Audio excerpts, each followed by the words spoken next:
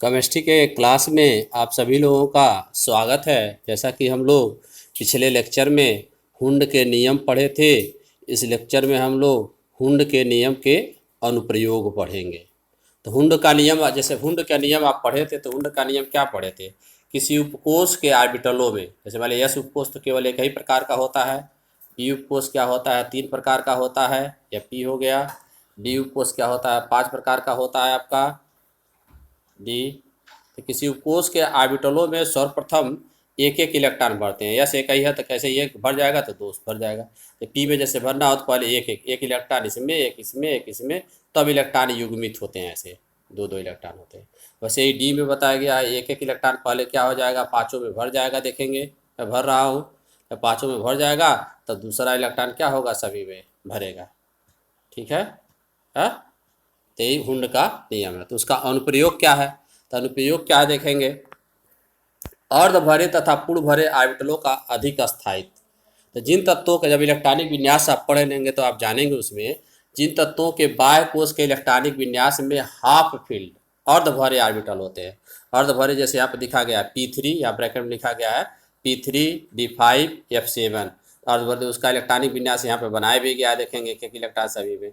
एवं पूर्ण भरे ऑर्बिटल व्यवस्था होते हैं। पूर्ण भरे मतलब जैसे यहाँ पे लिखा गया देखेंगे S2 P6 T10 F14, उनके इलेक्ट्रॉनिक विन्यास क्या होते हैं, अधिक अस्थायी होते हैं। मतलब आप जब इलेक्ट्रॉनिक विन्यास आगे पढ़े लेंगे तो वहाँ पर जानेंगे जिन तत्वों के बाह्य कोश के इलेक्ट्रॉनिक विन्यास में अर्ध भरे एवं पूर्ण भरे ऑर्बिटल होते हैं उनके इलेक्ट्रॉनिक विन्यास अधिक अस्थायी होते हैं, क्योंकि उनमें एक सममित व्यवस्था पाई जाती है।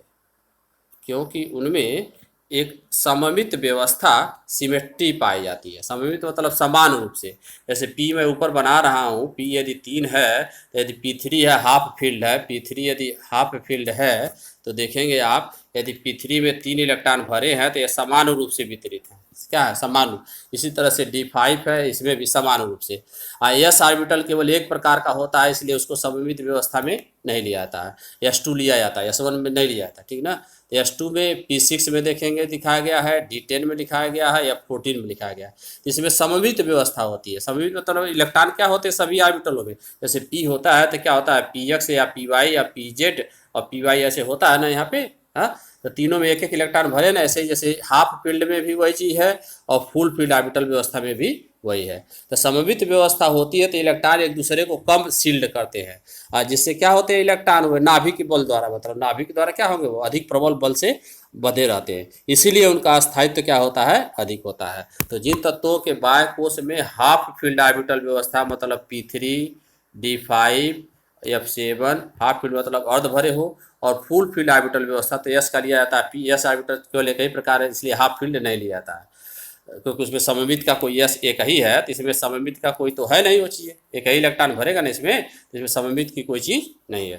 तो S2 full field S2 P6 D10 और F14। तो जिन तत्वों के इलेक्ट्रॉनिक विन्यास में हाफ फील्ड ऑर्बिटल व्यवस्था और फुल फील्ड ऑर्बिटल व्यवस्था होती है उनके इलेक्ट्रॉनिक विन्यास क्या होते हैं, अधिक अस्थायी होते हैं, क्योंकि उनमें सममित व्यवस्था क्या होती है, पाई जाती है। तो आगे जब आप इलेक्ट्रॉनिक विन्यास जान जाएंगे तो उसमें ये चीज़ें जानेंगे। अब एक चीज़ जानेंगे आप, SPDF ऑर्बिटलों में इलेक्ट्रॉनों की अधिकतम संख्या कितनी होती है। नोट यह जानना है, SPDF उपकोषों में इलेक्ट्रॉनों की अधिकतम संख्या कितनी होती है। तो इलेक्ट्रॉनों की अधिकतम संख्या जानते हैं आप क्रमशः 2, 6, 10 और 14। यस में 2, जैसा कि लिखा गया SPDF, यस में 2, P में 6, D में 10, F में 14। कैसे लिखते हैं इसको, S2 पढ़ते हैं, P6 पढ़ते हैं, D10 पढ़ते हैं, F14 देखेंगे लिखा गया है S2 P6 D10 F14। किसी का भी यस रहे, जैसे 1 यस रहे तो इसमें भी अधिकतम कितने इलेक्ट्रॉन, 2। यदि 5 यस रहे तो इसमें भी अधिकतम कितने इलेक्ट्रॉन, 2। यदि पी रहे किसी का भी 4 पी रहे तो इसमें अधिकतम इलेक्ट्रॉन कितने भरेंगे, 6। और 6 पी रहे तभी इसमें अधिकतम इलेक्ट्रॉन कितने भर सकते हैं, 6। ठीक है, तो किसी का भी रहे जैसे वो चीज़ें वहाँ पे होगा। ठीक है, अब यहाँ हम पढ़ेंगे तत्वों के विस्तृत इलेक्ट्रॉनिक विन्यास में। सबसे पहले हम आपवा नियम पढ़ेंगे। यहाँ पे आपवा नियम, तो आपवा क्या है देखेंगे। आपवा आपका स्पेलिंग है इसका AUFBAU, यह जर्मन भाषा का एक शब्द है। जर्मन भाषा का क्या है, एक शब्द है जिसका अर्थ होता है निर्माण करना। इसका अर्थ क्या होता है, निर्माण करना, या टू इंग्लिश में बोलते हैं बिल्डिंग अप, निर्माण करना या टू बिल्डिंग अप, इसका अर्थ होता है। ठीक है, तो बोर ने क्या किया, यहाँ पे लिखा गया जैसे कि आपवा एक जर्मन भाषा का शब्द है जिसका अर्थ होता है निर्माण करना, टू बिल्डिंग अप। परमाणु के इलेक्ट्रॉनिक विन्यास के लिए सर्वप्रथम बोर ने एक नियम दिया जिसे आपवा का नियम कहते हैं। इस नियम के अनुसार हाइड्रोजन के परमाणु, ये बहुत जरूरी नहीं है, आपको केवल इसका ऊर्जा का क्रम जानना ही जरूरी है।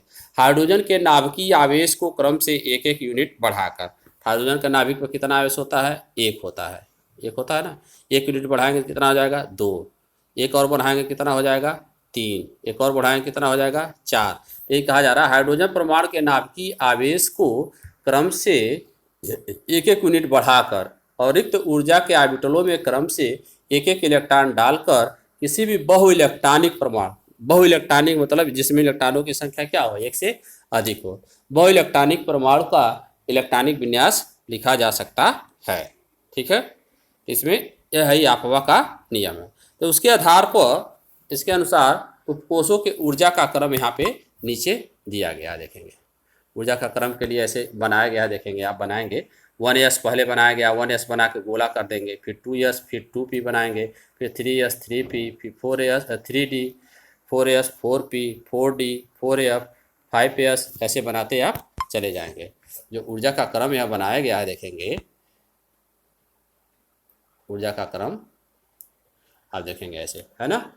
एक लाइन में क्या करेंगे आप, एक लाइन में ऐसे 1s बना लेंगे, फिर 2s 2p, 3s 3p, 3d, 4s 4p, 4d, 5s 5p, 5d, एक दूसरे के ऊपर बनाएंगे 5f। और ऊर्जा का क्रम मतलब पहले 1s आएगा, फिर 2s, फिर 2p, 3s, 3p, 4s, 3d, 4p, 5s, 4d, 5p, 6s, 4f, 5d, 6p, फिर 7s, फिर 5f, 5d, 7p। तो ऊर्जा के क्रम को यहाँ दिखाया गया, वही ऊर्जा का क्रम। 1s सबसे पहले इलेक्ट्रॉन किस में भरेगा, 1s, तब 2s में, तब 2p में, तब 3s में, तब 3p। देखेंगे यहाँ पे 3p के बाद यहाँ पे, जैसे यहाँ पे 3p के बाद क्या आया है, 4s आया, इसलिए यहाँ पे 4s आया है। ठीक है, ऊर्जा का क्रम जो यहाँ पे दिया गया है 3p के बाद, जैसे देखेंगे इसमें विभिन्न उसको ऊर्जा का क्रम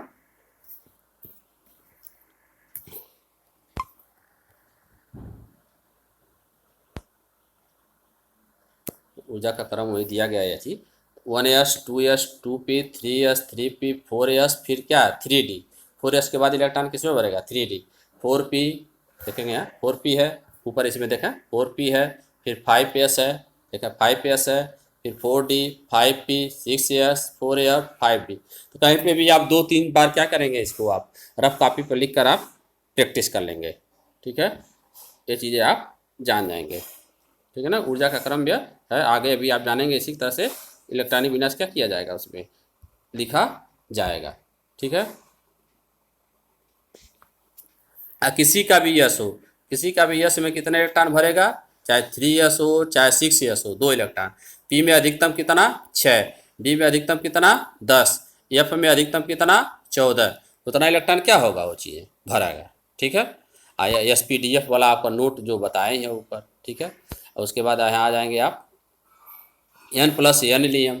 n+l नियम से भी इलेक्ट्रॉनों का वितरण किया जाता है। n+l, n और l जानते हैं चुंबकीय क्वांटम संख्या। n क्या है आपका मुख्य क्वांटम संख्या, और l क्या है आपका दिगंशी। जैसे मान लीजिए कि हम 4p लिखे हैं, तो p के लिए l का मान कितना होता है, p के लिए l का मान 1, या n का मान कितना है 4, तो n+l कितना हो जाएगा, इसके 4 + 1 = 5। या मान लीजिए 3d लिखे हैं, तो n का मान कितना है 3, और d के लिए l का मान कितना होता है 2। पढ़े नहीं, SPDF के लिए, SPDF के लिए, SPDF के लिए l का मान 0, 1, 2 और 3 क्रमशः होता है, जैसे आप पढ़े हैं। ठीक ना, तो 3d के लिए क्या आ जाएगा, 3 + 2 = 5। इसमें नियम क्या है, प्रश्न पहला नियम देखें, दिखा जो इलेक्ट्रॉन सबसे पहले उस कोश में प्रवेश करता है जिसके लिए n+l का मान सबसे कम होता है। जिसके लिए n+l का मान क्या होता है, सबसे कम होता है। इलेक्ट्रॉन सबसे पहले उस उपकोश में प्रवेश करेगा जिसके लिए n+l का मान सबसे कम होता है। पहला नियम वो चीज़ है। ठीक ना, यदि दो उपकोषों के लिए, दूसरा नियम क्या है, यदि दो उपकोषों के लिए n+l का मान समान होता है तो इलेक्ट्रॉन उस उपकोष में पहले प्रवेश करता है जिसके लिए n का मान कम होता है। दो उपकोष के लिए n+l का मान समान है। जैसे यहाँ पर देखें आप, यह देखें 4 है, 4 है ना। तो 4 किसके लिए, 3p के लिए है, और यह 4s के लिए। दोनों के मान n+l का मान कितना है, 4 है। तो इलेक्ट्रॉन सबसे पहले किस में भरेगा, 3 वाले में भरेगा, 3p में भरेगा, ठीक ना। n+l का यहाँ पर कुछ मान दिया गया, देखेंगे n+l का कुछ उपकोषों के लिए यहाँ उपकोष लिखा गया, देखेंगे उपकोष यहाँ पे लिखा गया है, ये सब उपकोष लिखे गए हैं। 1s, तो 1s के लिए क्या हो जाएगा, n का मान 1 और 0, तो 1। 2s के लिए 2 और 0 1। 2p के लिए देखेंगे 2 और 1 3। 3s के लिए देखेंगे 3 और 0 ऐसे। तो सबका देख लिए n+l का मान है, जिसका समझ में ना आया तो आप समझने का प्रयास करें। s के लिए l का मान बताएं, s के लिए 0, p के लिए 1, d के लिए 2, f के लिए 3, है ना। जैसे मान लीजिए कि यहाँ पे देखेंगे 7 और 7 है, यहाँ देखा है आप 5 एक इसके लिए भी है, इसके लिए 5 है ना। तो 5 किसके लिए है, या 3d है, या 5 किसके लिए है, 4p के है। तो इलेक्ट्रॉन किस में पहले प्रवेश करेगा, 3d में, क्योंकि लिए इसके मान 3 है, क्या है, कम है। यहाँ देखेंगे आप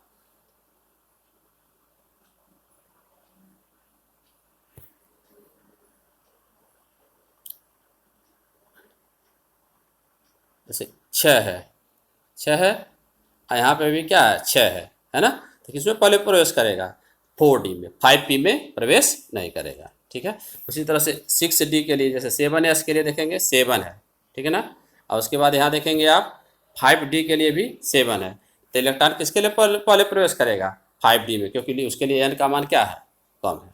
अतः विभिन्न उपकोषों के ऊर्जा का क्रम यहाँ उसी के आधार पे, जैसे ऊपर वाला था अपवा प्रिंसिपल वाला ऊर्जा का क्रम, वही चीज़ यहाँ पे भी क्या हो जाएगा, हो जाएगा। यहाँ ऊर्जा का क्रम वही चीज़ देखेंगे यहाँ पे 1s स्मॉलर देन 2s, है ना। 1s smaller than 2s, 2p, 3s, 3p, 4s, 3d, 4p, ऐसे होता चला जाएगा, 5s होता चला जाएगा ना इलेक्ट्रॉनिक विन्यास। अब उसके बाद यहाँ पे देखेंगे तो ऊर्जा का क्रम, आप इलेक्ट्रॉनिक विन्यास अब लिखना हो तो ऊर्जा का क्रम आप यही लिख लेंगे, ऊर्जा का क्रम यही लिख लेंगे। तो कुछ तत्वों का इलेक्ट्रॉनिक विन्यास लिखा गया है, जैसे हाइड्रोजन 1 है, हीलियम, लिथियम, बेरिलियम, ऐसे आप लिख लेंगे, हाइड्रोजन, हीलियम, लिथियम, बेरिलियम, ऊपर से नीचे लिख लें, सभी क्रम से है, देखेंगे पहले क्रम से लिख लें, देख रहे हैं। ऊर्जा का क्रम आप लिख लें, ऊर्जा का क्रम आप लिख लें। ऊर्जा का क्रम मान लीजिए कि यही है, ऊर्जा का क्रम 1s पहले भर जाएगा। हाइड्रोजन का परमाणु क्रमांक 1 है, तो क्या हो जाएगा इलेक्ट्रॉनिक विन्यास, 1s में 1 इलेक्ट्रॉन हो गया, s में कितना भरेगा, 2। हीलियम का 2 है, तो क्या हो जाएगा इसका 1s2। लिथियम का 3 है, तो क्या हो जाएगा 1s2, 2 इलेक्ट्रॉन हो गया, ये ऊपर इलेक्ट्रॉन है, तो 1s के बाद यहाँ देखेंगे क्या आएगा, यहाँ तो 1s है, और 1s के बाद क्या आएगा 2s, तो क्या हो जाएगा 2s1, तो देखेंगे वही लिखा गया है। अब बेरिलियम का क्या है, देखेंगे 4 है, तो 1s2 तो भर गया है, 2s में एक ही इलेक्ट्रॉन, एक इलेक्ट्रॉन और भरेगा, तो क्या हो जाएगा 1s2 2s2। पुरान का देखेंगे 5 है, तो 2s के बाद क्या आ रहा है, यहाँ पे देखेंगे 2p आ रहा है, ऊर्जा के क्रम में ऊपर देखे हैं ना 2p आ रहा है। तो p में कितने इलेक्ट्रॉन तक भरेगा, 6 इलेक्ट्रॉन तक। तो बेरिलियम का 5 है, तो 1s2 2 इलेक्ट्रॉन हो गया, 2s2 2 2 4, और 2p1 4 1 5। अब 6 इलेक्ट्रॉन कार्बन का लिखाना है, तो 1s2 2 इलेक्ट्रॉन, सबका शुरू से स्टार्ट करेंगे, ये नहीं कि हम उसके आगे से 1s2, फिर 2s2 2 2 4, और 2p2 2 2 6। p में कितने तक भरेगा, 6 इलेक्ट्रॉन तक। फिर नाइट्रोजन का 7 है, तो 1s2 2 इलेक्ट्रॉन हो गया, 2s2 2 2 4 हो गया, 2p3 कितना हो गया, 3 इलेक्ट्रॉन हो गया, 2 में 3 इलेक्ट्रॉन है ना, p में 8 हो गया, तो 1s2 2s2 2p4 9 हो गया, 1s2 2s2 2p5 10 हो गया, 1s2 2s2 2p6। अब आगे देखेंगे, उसके बाद यदि 11 आएगा यहाँ पे, यदि यहाँ पे मान लीजिए कि n है 11 आया, तो 11 आया तो क्या हो जाएगा, 2p के बाद क्या आ रहा है ऊर्जा का क्रम में देखेंगे, 2p के बाद क्या आता है 3s आता है, 3s के बाद क्या आता है 3p आता है, 3p के बाद क्या आता है 4s आता है, 4s के बाद क्या आता है 3d आता है। तो ऐसे ही देखते चले जाएंगे ऊर्जा का क्रम में, आज वो चीज़ आपका है। तो देखेंगे यहाँ 2p के बाद क्या आ गया 3s1, फिर 3s2, और 3s के बाद क्या आएगा, फिर यहाँ पे 3p आएगा, तो 3p P1 होता जाएगा, फिर 3P2, 3P3, ऐसे आप इलेक्ट्रॉनिक विन्यास करते चले जाएंगे। ठीक है, आ रहा समझ में। और 3P के बाद देखेंगे 3P तक यहाँ पे जैसे आर्गन में 3P तक भर गया आपका 6 इलेक्ट्रॉन। अब पोटेशियम का 19 है तो 1s2, 2s2, 2p6, 3s2, 3p6, 4s1। Calcium का देखेंगे 1s2, 2s2, 2p6, 3s2, 3p6, 4s2। अब 4s के बाद देखेंगे यहाँ पर 4s है ना, यहाँ पे मैं बना रहा हूँ जो 4s के बाद 3d है, ठीक है ना। 4s के बाद 3d, तो स्कैंडियम में क्या हो जाएगा देखेंगे वही 3d1 है। स्कैंडियम में है इलेक्ट्रॉनिक विन्यास क्या है यहाँ पे देखेंगे 3d1 है। ठीक है, स्कैंडियम जो है इलेक्ट्रॉन लिखा गया है वह स्कैंडियम का 21 है, तो 1s2, 2s2, 2p6, 3s2, 3p6, 4s2, 3d1। Titanium में क्या हो जाएगा भाई 3d2। वैनेडियम में 23 में क्या हो जाएगा 3d3, इलेक्ट्रॉन ऊपर जोड़ लेंगे। क्रोमियम 24 में क्या हो जाएगा, अब देखेंगे क्रोमियम 24 अपवाद है, नियम तो होना चाहिए लास्ट में 4s2, 3d4, लेकिन ऐसा न होकर होता है इलेक्ट्रॉनिक विन्यास 4s1, 3d5। ऐसा इसलिए होता ऑटोमेटिक वो हाफ फील्ड ऑर्बिटल व्यवस्था है, अर्धभरक कक्षक आ जाएगा। अर्धभरक कक्षक आएगा तो इस इलेक्ट्रॉनिक विन्यास से क्या होगा, यह कम अस्थायी होगा, यह कम अस्थायी होगा, यह क्या होगा अधिक अस्थायी होगा। इसलिए इसका इलेक्ट्रॉनिक विन्यास क्या हो जाएगा यहाँ पे 4s1, 3d5। अब मैग्नीज का 25 होता ही है तो 2, 2 4, 6 10, 2 12, 6 18, 2 20, और डी में क्या हो जाएगा 5 25। ठीक है, तो इलेक्ट्रॉनिक विन्यास से आप क्या करेंगे, ऐसे ही तत्व का लिखाना, किसी भी तत्व का लिखाना, जैसे मान लिया कि मैं लिख रहा हूँ यहाँ पे देखें नाइट्रोजन 7 का मैं लिख रहा हूँ इलेक्ट्रॉनिक विन्यास, तो साथ है 1s2, 2 इलेक्ट्रॉन हो गया। 1s के बाद क्या आता है 2s, तो 2s2 2 इलेक्ट्रॉन हो गया। कितना इलेक्ट्रॉन को और लिखना है 3 का, तो 2s के बाद क्या आता है 2p3, इलेक्ट्रॉनिक विन्यास हो गया। यदि हमको क्लोरीन Cl 17 का मान लीजिए लिखना है 17 का, तो ऊर्जा का क्रम आपको बताए हैं हम 1s smaller than 2s smaller than 2p smaller than 3s smaller than 3p, ऐसे है। 17 का लिखना है 1s2 2 electron, 2s2 2 2 4, 2p6 10, 3s2 12, और 3s के बाद क्या आएगा देखेंगे यहाँ पे 3p। यही आप कहीं लिख लेंगे कापी पे, जहाँ पढ़ते हो वहाँ लिख के ऊर्जा का क्रम रख लेंगे। ऐसे ही ऑटोमेटिक यस में 2 खेल है, एक तरह से लूडो जैसा खेल खेलते हैं आप जो भी चीज़ें।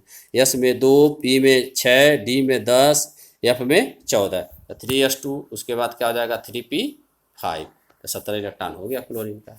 ऐसे ही आप कम से कम 1 से 50 तक का आप कर लेंगे। जैसे क्रोमियम अपवाद आया है क्रोमियम Cr, वैसे ही कापर अपवाद है 29, ठीक ना। कापर का इलेक्ट्रॉनिक विन्यास लिखें आप, जैसे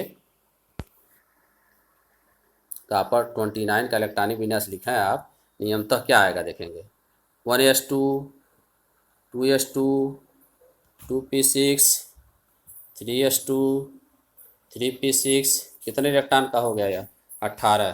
अभी उसके बाद क्या आ जाएगा 3d, नियम से लिखेंगे तो नियम से लिखेंगे तो क्या होगा यहाँ पे 4s2 और 3d9, लेकिन यहाँ पर 3d9 9 के जैसे यदि एक इलेक्ट्रॉन 4s का या 4s है, इसका एक इलेक्ट्रॉन 2 में से एक इलेक्ट्रॉन यहाँ चला जाए तो यहाँ पे क्या हो जाएगा 10 हो जाएगा, फुल फील्ड ऑर्बिटल व्यवस्था हो जाएगी, और यहाँ पे केवल एक इलेक्ट्रॉन रह जाएगा। अरे समझ में ना, जब एक इलेक्ट्रॉन रह जाएगा तो उसका जो इलेक्ट्रॉनिक विन्यास होगा क्या हो जाएगा, वह बहुत ही अधिक अस्थायी हो जाएगा वह। ठीक है, इसलिए इसका इलेक्ट्रॉनिक विन्यास तो कम से कम आप 1 से 50 तक के तत्वों का बुक में भी दिया होगा, लिखने का प्रयास करेंगे, ठीक ना। ऊर्जा का क्रम SPD या फिर सब चीज़ें तो हो गया इलेक्ट्रॉनिक विन्यास। अच्छी तरह से पढ़ लेंगे, मूल चीज़ यही है इस लेसन का इलेक्ट्रॉनिक विन्यास, और सारडी से लेकर हर जगह यही चीज़ें क्या होंगी यूज में आएंगी आपका। ठीक है, अब आगे पढ़ेंगे इसमें आयनों के इलेक्ट्रॉनिक विन्यास। आयनों के इलेक्ट्रॉनिक विन्यास में सबसे पहले आप इसमें जानेंगे धनायन। धनायन कैसे बनता है, जब किसी तत्व का उदासीन परमाणु एक या अधिक इलेक्ट्रॉन त्यागता है, जब एक या अधिक इलेक्ट्रॉन त्यागता है तो धनायन बनते हैं, और उस पर धनावेश कितना होता है जितना वह इलेक्ट्रॉन त्यागता है।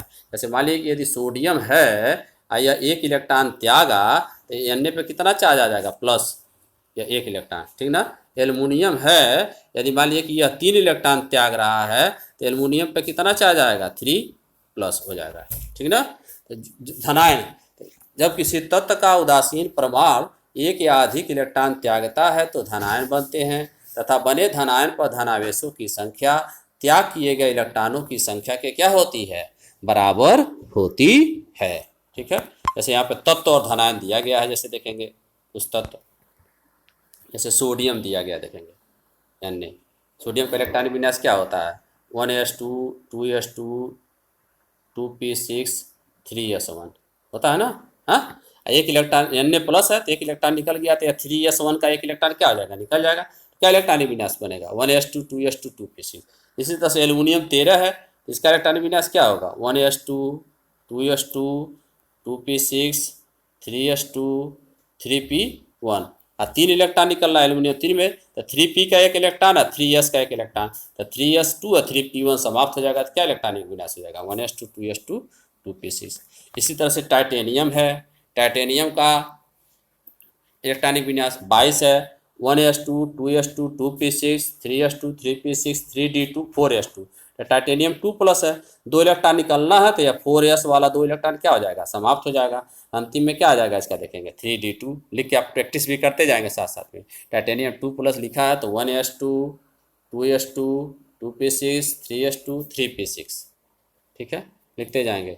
ठीक है, अब पिछला भी, जैसे एक चीज़ मैं पहले भी बता चुका हूँ, पिछला भी पाठ का जैसे पिछला लेक्चर देखने के लिए इस चैनल को आप अवश्य क्या करेंगे, लाइक अवश्य करेंगे, लाइक करेंगे, सब्सक्राइब करेंगे और शेयर भी करेंगे अपने मित्रों के पास। जो आपके मित्र आपके किसी भी रिश्तेदारी में या कहीं भी पढ़ते हो आपके क्लास में 11th क्लास में, उनको आप अवश्य शेयर करिए। ठीक है, तो अब आगे इसमें जानेंगे धनायन का यह चीज़ हो गया।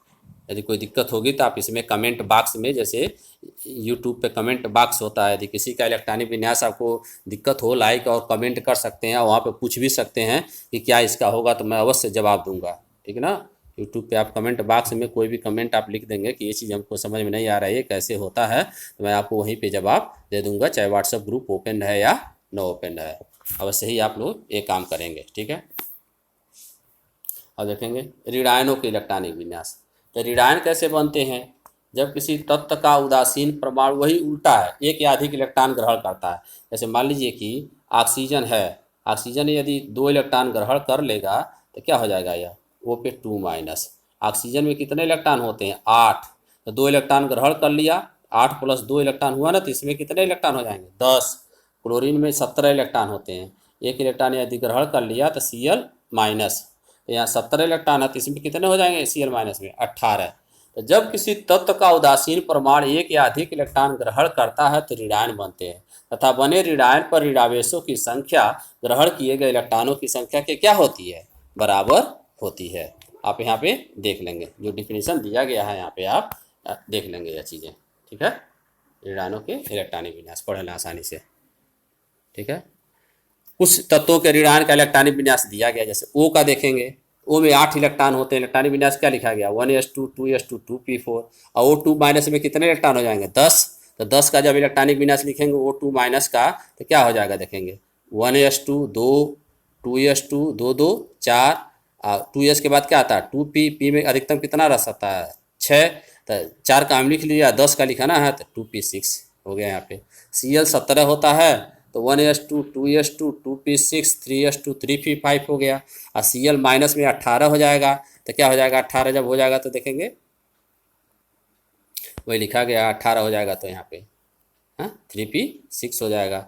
यस का ऐसे ही देखेंगे, यस का 16 है तो 1s2 2s2 2p6 3s2 3p4, s2 minus मतलब 2 इलेक्ट्रॉन जुड़ जा रहा है 18, तो 1s2 2s2 2p6 3s2 3p6।